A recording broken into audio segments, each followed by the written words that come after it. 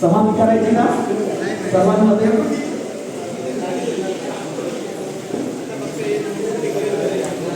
सर्वसाधारण सभेला म्हणजे पुढे सरकायचं का?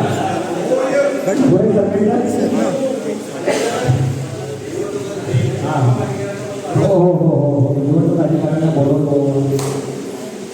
अजून काय अजून त्यांना सत्कार करायचा आहे. आता काय करताय तुम्ही? एवढी घाई करू नका.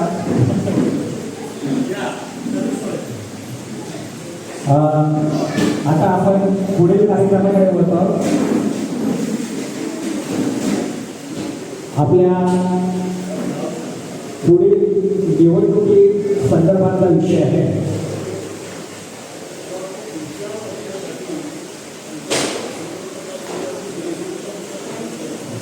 हिशोब तपासणीस हे पद भरायचं आहे.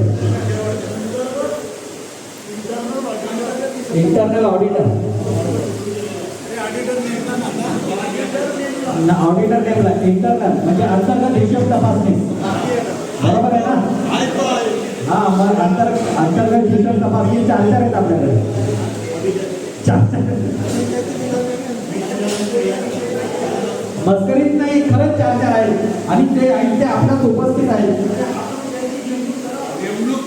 हा कमिटी नेमणूक करायचं हे नेमणूक करते. हो हा ATM मधला विषय आहे. हा ATM मधला विषय आहे. अंतर्गत हिशोब तपासण्याकडे नेमणूक करायची. सुचवा नाव सुचवा. अंतर्गत हिशोब तपासणी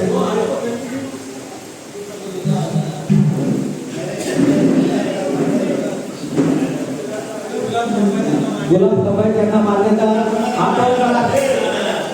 अंतर्गत कबूल आहे. गुलाब कबाई सगळ्यांनी मान्यता दिली. आता बोलू नका काय सगळा विषय बसा करूया. 2 हा निवडणूक अधिकाऱ्याचा रोल संपला थोड्या वेळात. आता तो रोल सुरू राहील त्यांच्या एवढा. चला पुन्हा सर्वसाधारण सभेचा विषय अजून कोणाला काही सर्वसाधारण सभेचा विषय आठवतोय? नाही पुढे व्हायचं.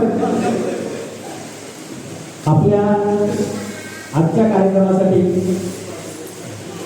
श्री आपल्या मंडळाचे संस्थापक व माजी अध्यक्ष प्रल्हाद निंबाळकर आले.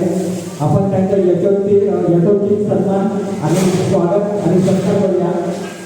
त्यांना शाल, श्रीफळ, टोपी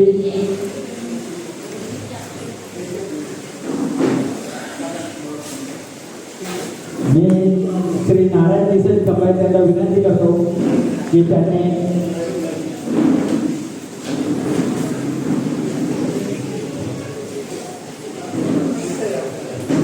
त्यांचा सन्मानावर सत्कार करायचा आहे. आपल्या मंडळाचं जे बीज रोवलं, जे बीज पेरलं आणि ते तो वटवृक्ष एवढ्या वाढीच नाही ना.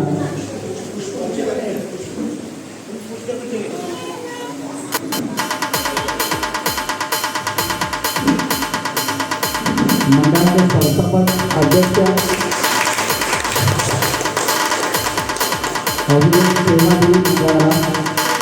आणि आत्तापर्यंत त्यांनी उपस्थित असते.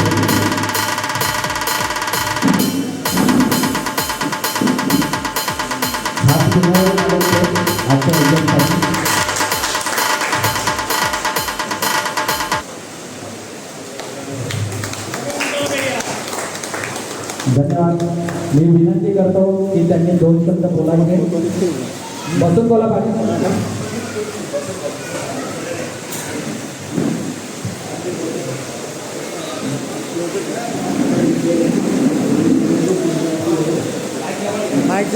हॅलो. आज बरीच चर्चा झाली. आनंद वाटला. सगळे आले काही वेगवेगळ्या उशिरा आले पुन्हा आले. असेच आपल्या सगळ्या चर्चा असे वाढली आहे. पण त्याच्यामध्ये नवीन वर्गाचा मागचा विषय झाला होता की नवीन तरुण मंडळींना बोलवायचं, नवीन मुलांना पुढे आणायचं. ते तुला काही येत नाही. हा विषय त्यामुळे ते भरपूर ठिकाणी मी सांगितलं होतं मागच्या वेळेला. त्यांनी यायला पाहिजे, आपल्यासमोर त्यांना आणायला पाहिजे. तो पण मला असं वाटतं त्यांना जर आणलं तर त्यांच्या सूचना किंवा त्यांचं कार्य आणखी वाढीत जाईल आणि बायोमंडळ स्त्रियांना ते यायला पाहिजे. महिला मंडळ स्थापन करा. आधी मुलींचं आता जे मंडळ आलं त्यांची ओळख करून द्या आणि त्यांनी मागच्या 5 वर्षाचं काम केलं त्यांना शुभेच्छा. नवीन येणाऱ्या मंडळाचं स्वागत असं मी एवढं स्वागत करून शकतो संपवतो.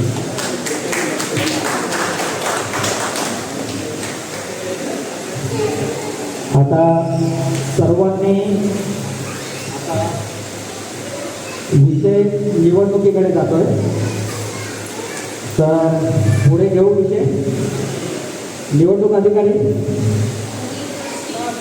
कुठे गेले? आता होते ना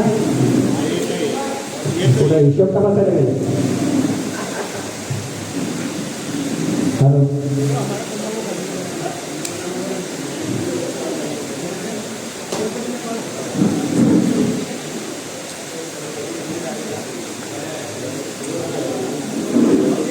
निवडणूक अधिकारी या सीटावर यायचं आहे. हो एक प्रस्तावना वाचून दाखवतो जी इंडिया आहे. आपल्या तुळसोमणी लिंबनाथा नाभिक समाज मंडळाच्या नवीन कार्यकारिणीचा शुभारंभ हा आज आपल्यासाठी अभिमानाचा आणि आनंदाचा क्षण आहे. समाज हा फक्त लोकांचा समूह नसतो तर तो एक सजीव तत्व असतो. त्या सजीवतेला दिशा देणारे, समाजातील प्रत्येक घटकाला एकत्र आणणारे आणि सर्वांच्या प्रगतीसाठी कार्य करणारे मंडळ म्हणजे हे आपलंच मंडळ असतं. आजवरच्या कार्यकारिणीने निस्वार्थ भावनेने समाजकार्यासाठी झटून काम केले. त्यांचे योगदान नेहमीच प्रेरणादायी आहे. आता नवीन कार्यकारिणीची धुरा हाती घेताना आपल्या समाजातील युवकांना प्रोत्साहन, महिलांना समान संधी, मुलामुलींना शिक्षण आणि संस्कार याची जोड, तसेच समाजातील सर्व घटकांना एकत्र घेऊन पुढे जाणे हेच ध्येय आहे. नवीन कार्यकारिणीचे कार्य हे केवळ व्यवस्थापनापुरते मर्यादित नसून समाजातील ऐक्य, परस्पर सहकार्य, प्रगतशील विचारसरणी आणि परंपरेचा सन्मान याचा सुंदर संकल्प घडवणे हेच त्यांचे मुख्य कार्य आहे.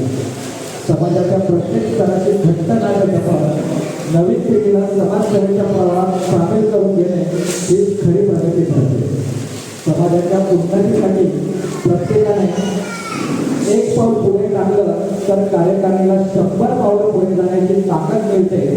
या विचारातून आपण सर्वांनी एकत्र येऊन कार्यकारिणीला हातभार लावला. शेवटी नव्या कार्यकारिणीला हार्दिक शुभेच्छा देतो. या कार्यकाळात आपल्या समाजाचे नाव उज्ज्वल करणारे कार्य घडवावे. समाजाच्या प्रत्येक घरात विकासाचे, ऐक्याचे आणि आनंदाचे नवे दिवस प्रदेश व्हावे ही शुभेच्छा. धन्यवाद. निवडणूक अधिकारी आपण सर्व प्रक्रिया समजून जे आतापर्यंत जे कार्य पार पाडले त्याचा लेखा जोखा म्हणा.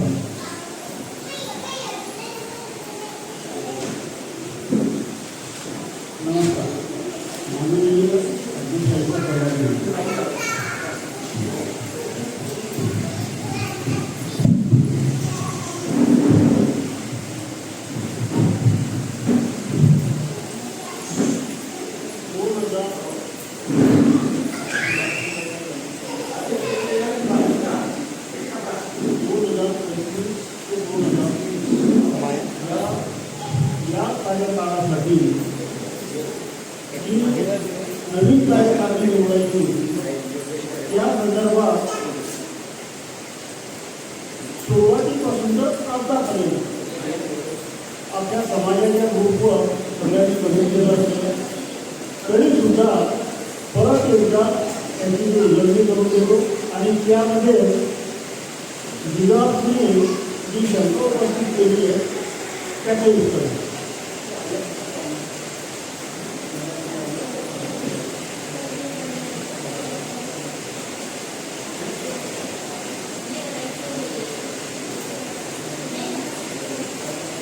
राज्य समितीने निवडणूक अधिकारी म्हणून माझी निवड केली याबद्दल मी त्यांचे आभार मानतो. त्यानंतर 3 ऑगस्ट रोजी मी निवडणुकीचा कार्यक्रम जाहीर केला. त्या पत्रामध्ये मतदार यादी प्रसिद्ध करणे 5 ऑगस्ट, यादी संबंधी हरकती गेले 8 ऑगस्ट, हरकतींचे निराकरण करून अंतिम मतदार यादी प्रसिद्ध करणे 12 ऑगस्ट. म्हणजे 5 तारखेपासून 12 तारखेपर्यंतचा हा निवडणुकीचा पहिला भाग होता. त्यानुसार ते पहिलं पेपर 3 तारखेला गेलं. त्यानंतर 5 तारखेला मतदार यादी प्रसिद्ध झाली. मतदार यादी प्रसिद्ध करताना मी कार्यकारिणीला विचारले की मला मतदार यादी पाहिजे, पण बाय डिफॉल्ट मी अंतर्गत हिशोब तपासणी असल्यामुळे ही यादी माझ्याकडे होती. परंतु तरी सुद्धा मी कार्यकारिणीच्या सदस्यांच्या परवानगी ही यादी प्रसिद्ध केली. यादी प्रसिद्ध केल्यानंतर मला वाटतं जेही काही असेल ना कृपया सर्व मागून यांनी शांततेत ऐकून घ्या.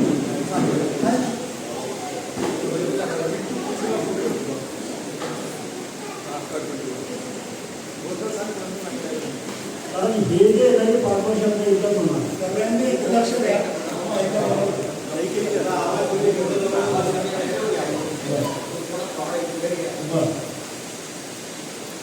यादी प्रसिद्ध केल्यानंतर आणि मी माझ्या पत्रामध्ये स्पष्ट शब्दात लिहिलं होतं की ज्यांना कोणाला काही हरकती असतील त्यांनी त्या लिखित स्वरूपात द्या. कारण कुणालाही काही वाटलं फोन उचलणार बोलणार ते रेकॉर्ड होणार नाही. ते मोबाईलमध्ये रेकॉर्ड होईल पण ते निवडणूक अधिकाऱ्याच्या रेकॉर्डला रेकॉर्डिंग येणार नाही. मला काही लोकांनी फोनही केले, त्यांचा रागही होता, पण मी शांत राहून त्यांना उत्तरं दिली की तुम्ही तुमची जी हरकत असेल ती तुम्ही कृपया लिखित स्वरूपात करा, ईमेल करा. एका लोकांनी केली. त्यानुसार त्यांच्या हरकतीचं निराकरण मी पत्राच्या स्वरूपातच दिलं, सगळ्यांनी वाचलं. आता तुझा जो प्रश्न होता की जी मतदार यादी प्रसिद्ध केली तेच मतदार की मागचे 3 वर्ष जे वर्गणी भरताय ते मतदार, या विषयावर माझ्याबरोबर घनश्याम, किशोर, गणेश या लोकांनी बरीचशी चर्चा केली. तसेच आपले माननीय अध्यक्ष यांनी सुद्धा माझ्याबरोबर केला. आता हा निवडणुकीचा जो कार्यक्रम आहे, हा निवडणुकीचा कार्यक्रम जी घटना मंडळाने ॲक्सेप्ट केलेली त्या घटनेनुसार हा निवडणुकीचा कार्यक्रम चालू आहे.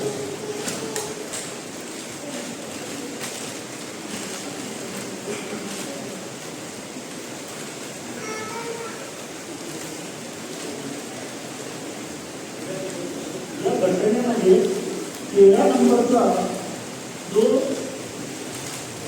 मुद्दा आहे त्याच्यामध्ये निवडणुकी कार्यकारी मंडळाचा कार्यकाळ व निवडणुकीची पद्धत, मंडळाची निवडणुकीची पद्धत, त्याच्यामध्ये 6वा मुद्दा असा आहे, वार्षिक वर्गणी भरलेली नसल्यास सभासदांना मत देण्याचा अधिकार राहणार नाही व तो सभासद कोणत्याही पदाची निवडणूक लढण्यास पात्र ठरणार नाही. स्पष्ट शब्दात केली. पण याला जोडून दुसरं एक कन्फ्युजन याच चर्चेमध्ये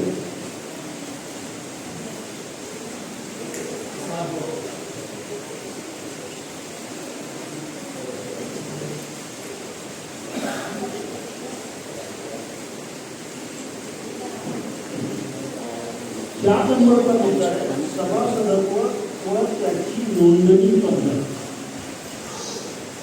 अंडरलाईन सभासदत्व आणि नोंदणीची पद्धत. याच्यामध्ये जो मुद्दा आहे, एक साधारण सभासद, आजीव सभासद, हे सभासदांचे प्रकार दिलेले आहेत. सभासदाचे प्रकार व कलम त्यानुसार सभासदत्व कधी रद्द होईल. एक सभासद मयत झाल्या मासिक वर्गणी 3 वर्षाची बाकी राहील, हा मुद्दा आणि तो मुद्दा, हे दोघं एकमेकाला कन्फ्युजन आहे.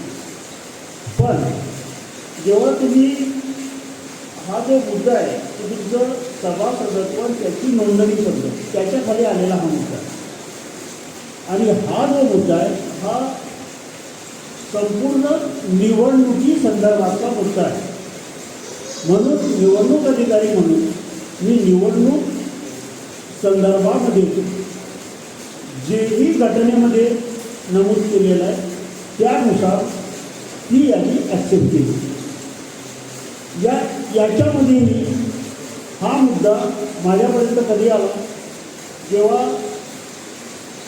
5 तारखेला मतदार यादी प्रसिद्ध झाली. त्याच्यानंतर मला वाटतं बराच काळमध्ये गेला. ती वेळ निघून गेल्यानंतर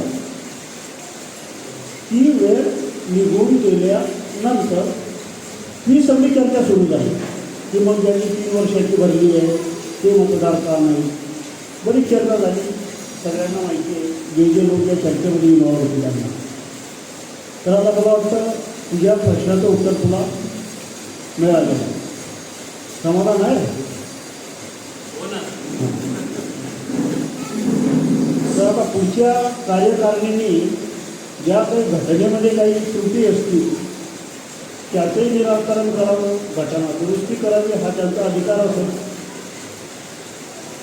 आता बाकीच्या सगळ्या खोलामध्ये न जाता सभासद निवडून आले, मग माझ्याकडे जे फॉर्म आले 11 जागांसाठी 12 फॉर्म आले. एका व्यक्तीसाठी पूर्ण निवडणूक प्रक्रिया घ्यावी लागली असेल आणि निवडणुकीच्या कार्यक्रमानुसार माघार घेण्याची तारीख होती. त्यानुसार माननीय श्री तळेले साहेब यांनी त्यांचा अर्ज मागे घेऊन श्री यशवंतराव शांताराम तळेले साहेब यांनी त्यांचा अर्ज मागे घेऊन ही निवडणूक बिनविरोध करण्यासाठी मदत केली. त्याच्यासाठी मी त्यांचे आभार मानतो. आणि आपण सगळ्यांनी त्यांना सत्कार केला पाहिजे, नाहीतर आज आपण विशिष्ट मदत राहिलो असतो. त्याच्या पुढचा मुद्दा असा आहे, 11 लोकांची कार्यकारिणी निवडून आली, बिनविरोध झाली. मग अध्यक्ष, सेक्रेटरी, खजिनदार, उपाध्यक्ष, सहसचिव यांची निवडणूक कधी करायची. तर बिनविरोध झाल्यानंतर मी असं ठरवलं होतं की पुढच्या 3 दिवसामध्ये नवीन कार्यकारिणीची मीटिंग घेऊन टाकावी आणि याची निवड करून टाकावी. परंतु त्या पिरियडमध्ये गणपती असल्यामुळे ते शक्य झालं नाही. बऱ्याच लोकांच्या घरी गणपती होते, माझ्याही घरी गणपती होता. मग आम्ही असं ठरवलं की 7 तारखेला आपले AGM आहे. AGM 11 वाजता आहे. कार्यकारिणीची सकाळी लवकर मीटिंग बोलवून घ्यावी, या पदाधिकाऱ्यांची निवडणूक करून टाकावी आणि त्यानुसार आज पदाधिकाऱ्यांची निवड झालेली आहे. ती मी आता घ्यायची. वर्ष 2025 ते 30 या काळासाठी कार्यकारिणीचे अध्यक्ष म्हणून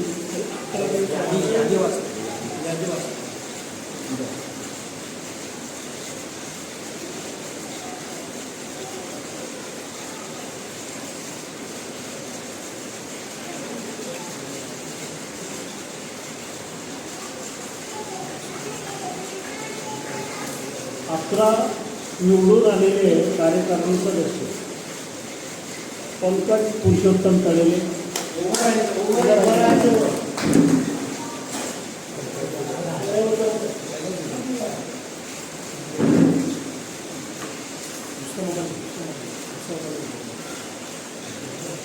व्यंकट पुरुषोत्तम कळेल. याच्यामध्ये अजून एक माहिती देऊ इच्छितो. पंकज मंडळाचा सभासद नव्हता, पण नवीन नियमानुसार जर का वडील सभासद असतील तर ते आपलं सभासदत्व आपल्या मुलाला देऊ शकतात. त्याच्यासाठी त्यांचं संमतीपत्र घ्यावं. तसं संमतीपत्र त्यांच्या पालकांनी मला दिलं. त्याचा अर्ज ग्राह्य झाला आणि तो आज कार्यकारिणीमध्ये सदस्य म्हणून निवडून शकतो. पुढचं गाव आहे घनश्याम मधुकर कन्हैये.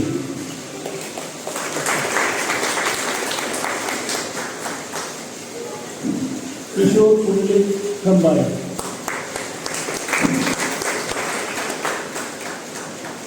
आपल्या घटनेनुसार कार्यकारिणीमध्ये महिला सदस्य राखीव आहे. मग महिला सदस्य कोण असेल याच्यावर चर्चा झाली. मला एक दिवशी अध्यक्षांचा फोन आला, अरे बेटा त्या राणीला आपल्याला महिला म्हणून घ्यायचं आहे. म्हटलं घेऊन टाका. अरे पण ती सभासद नाही. म्हटलं काही हरकत नाही, शांताराम भाऊकडनं घेऊन घ्या, तिला आपण महिला सदस्य म्हणून घेऊन टाकू. त्यानुसार तिच्या पालकांनी लिहून दिलं की आज महिला सदस्य म्हणून आपल्याकडे निवडून आलेली आहे.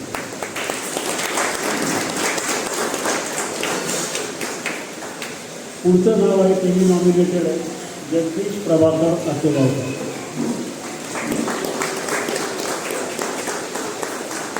अजून एक पुढचं नाव आहे नॉमिनेटेड अशोक सुभाष खंबाळे. नंतर गणेश प्रभाकर झारखंड.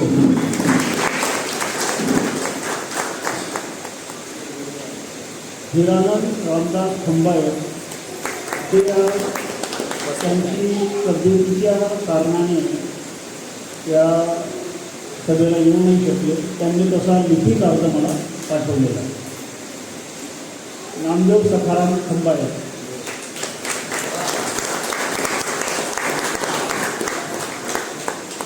श्री लालचंद लहानू सूर्यवंशी.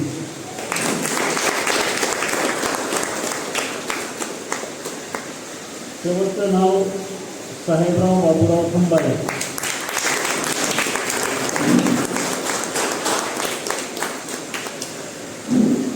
तर आता हे असं 11 लोकांचं हे मंडळ आहे. त्याच्यामध्ये यंग ब्लड आहे आणि ओल्डीज पण आहे. तर आता या मिश्रणाने हा कार्यक्रम आता पुढची 5 वर्ष चालणार.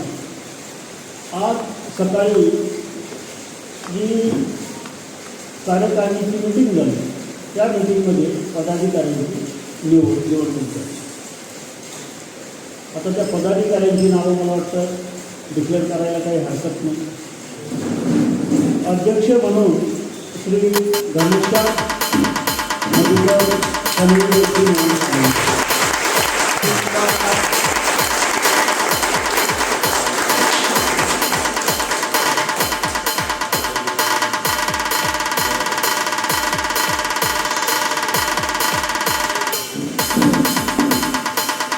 करोनासोबत एक अनुभवी व्यक्ती पण आलेली आहे. श्री लालचंद लहानू सूर्यवंशी यांची सचिव म्हणून निवड झालेली आहे.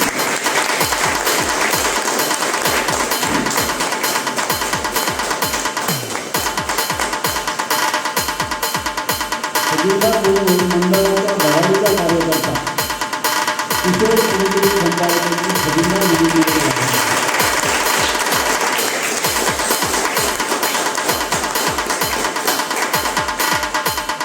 अध्यक्ष आणि सचिव यांना सहकार्य करण्यासाठी उपाध्यक्ष म्हणून श्री नामदेव खंबाळे त्यांची निवड झाली.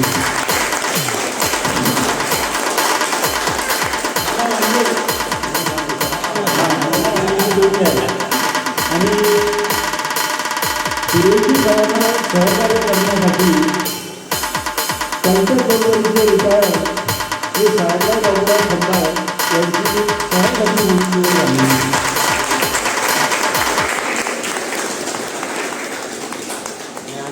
शिवतापासून तुमचं नाव नाही तो विषय वेगळा आहे. त्याचे याच्याशी ते झालं घेतली आहे काही हात उचलून केलं तर अशा पद्धतीने हा जो 3 ऑगस्टपासून जो कार्यक्रम निवडणुकीचा सुरू झालेला होता तो समाप्त झाला आहे असं मी जाहीर करतो. आणि या निवडणुकीच्या संदर्भामध्ये बरेच खट्टे अनुभव मला आलेले आहेत. काही त्यातले काही शेअर नाही करू शकत, पण याच काळामध्ये मला प्रोत्साहन देणारेही कमी नव्हते.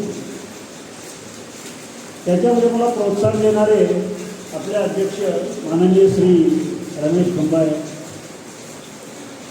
आपले नवीन निवडून आलेले सचिव सूर्यवंशी सर, श्री भादलीकर आणि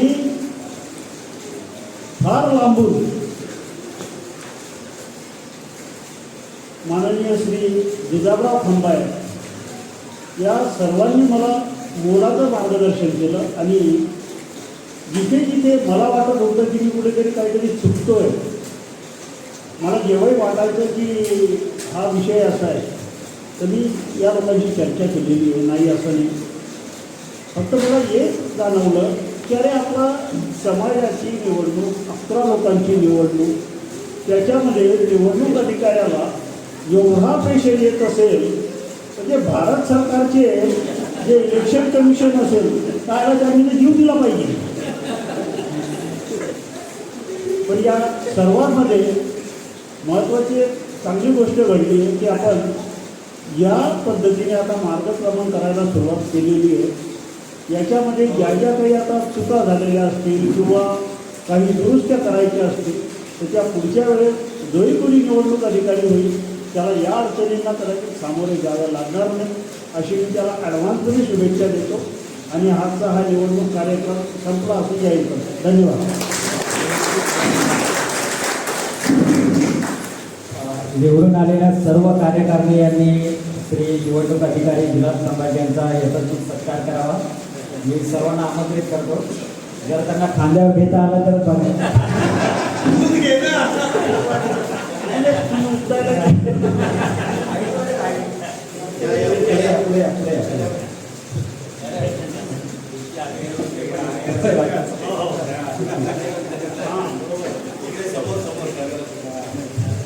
निवडणूक अधिकारी म्हणून अगदी चोख कामगिरी बजावत मंडळाची संपूर्ण दिवस सांभाळत अतिशय उत्तम कामगिरी त्याबद्दल त्यांचा सन्मान.